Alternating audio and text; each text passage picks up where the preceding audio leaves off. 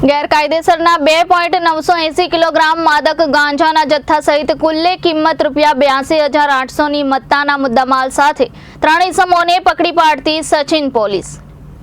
મહેરબાન police commissioner Shri Anupamsinh Gehlot Surat શહેરનાઓ દ્વારા સુરત શહેરમાંથી નાર્કોટિક્સની પ્રવૃત્તિને સંપૂર્ણ નેસ્ત નાબૂદ કરાવવા માટે સુરત શહેરમાં ચોરી છુપીથી નાર્કોટિક્સ ડ્રગ્સ લાવી સુરત શહેરમાં વેચાણ કરતા ઇસમો વિરુદ્ધ કડક કાર્યવાહી કરવા ખાસ ઝુંબેશ ચલાવેલ હોય, જે સંબંધે મેયર સંયુક્ત પોલીસ કમિશનર શ્રી કે.એન. ડામોર, સેક્ટર 2 સાહેબ શ્રી તથા મહેરબાન નાયબ પોલીસ કમિશનર શ્રી આર.જે. પરમાર, ઝોન 6 સાથે શ્રી મેયર મદદનીશ પોલીસ કમિશનર શ્રી એન.પી. ગોહિલ, આઈ ડિવિઝન સાહેબ શ્રીનાઓ તરફથી અસરકારક કામગીરી કરવા અવારનવાર સૂચનાઓ આપેલ હોય, જે અનુસંધાને પોલીસ સબ ઇન્સ્પેક્ટર શ્રી પી.એન. વાઘેલાઓના માર્ગદર્શન હેઠળ તેમજ સર્વેલન્સ સ્ટાફના પોલીસ સબ ઇન્સ્પેક્ટર શ્રી એન.ડી. ડામોરના નેતૃત્વ હેઠળ સચિન પોલીસ સ્ટેશનના હેડ કોન્સ્ટેબલ સહદેવસિંહ ઇન્ડિયા સ્કૂલની સામે બ્લોક નંબર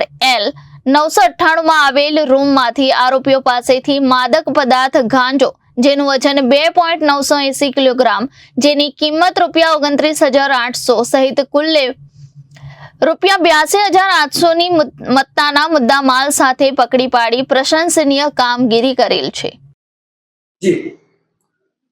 સચિન પોલીસ સ્ટેશનમાં સચિન પોલીસને એક ઇનપુટ મળેલ કે સ્લમ બોર્ડ એરિયામાં એક નીરજ બૈજનાથ કરીને એક ઈસમ રહે છે અને એના ઘરે ગાંજાનો જથ્થો પડેલો છે।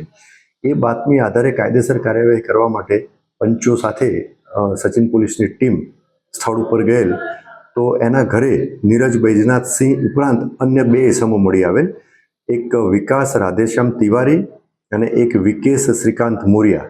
આ ત્રણેય ઈસમોની અંગ જડતી તેમજ એના ઘરની જડતી કરતાં એક ગાંજા જેવો પદાર્થ મળી આવેલ। તો આ બાબતે FSLને સ્થળ ઉપર બોલાવી અને સ્થળ તપાસ કરાવી અને આ બાબતે જરૂરી પરીક્ષણ કરાવી અને ખાતરી કરતાં આ ગાંજાનો જથ્થો જ હોવાનું તપાસમાં જણાઈ આવેલ।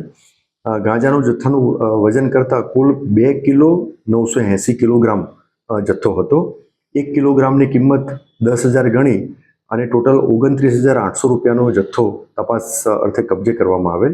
ગાંજાના જથ્થા સિવાય આ 3 આરોપી હતા, એના 3 પાસેથી એક મોબાઈલ મળી આવેલા અને એક આરોપીનું 2 વ્હીલર હતું એમ કરી અને ટોટલ ₹82,800નો મુદ્દામાલ તપાસ અર્થે કબજે કરવામાં આવેલ।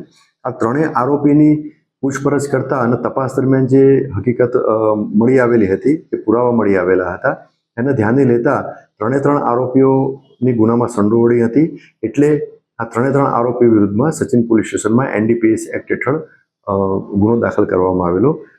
તપાસના કામે 3 આરોપીઓની ધરપકડ કરી નામદાર કોર્ટમાં રજૂ કરી અને પોલીસ કસ્ટડી રિમાન્ડ મેળવવામાં આવેલા હતા। 2 દિવસના પોલીસ કસ્ટડી રિમાન્ડ મળેલ છે। હાલમાં આરોપી પોલીસ કસ્ટડી રિમાન્ડ હેઠળ છે। પ્રાથમિક પૂછપરછમાં આરોપીઓની અને તપાસ દરમિયાન એવું જણાઈ આવેલ છે કે આ જે ગાંજાનો જે જથ્થો જે છે એ જીતુ નામનો જે આરોપી જે છે, જે હાલમાં વોન્ટેડ છે, એણે મોકલાવેલો હતો। જીતુની હાલમાં તપાસ ચાલુ છે। Reporter Arvind Rathod, Janadesh news, Surat.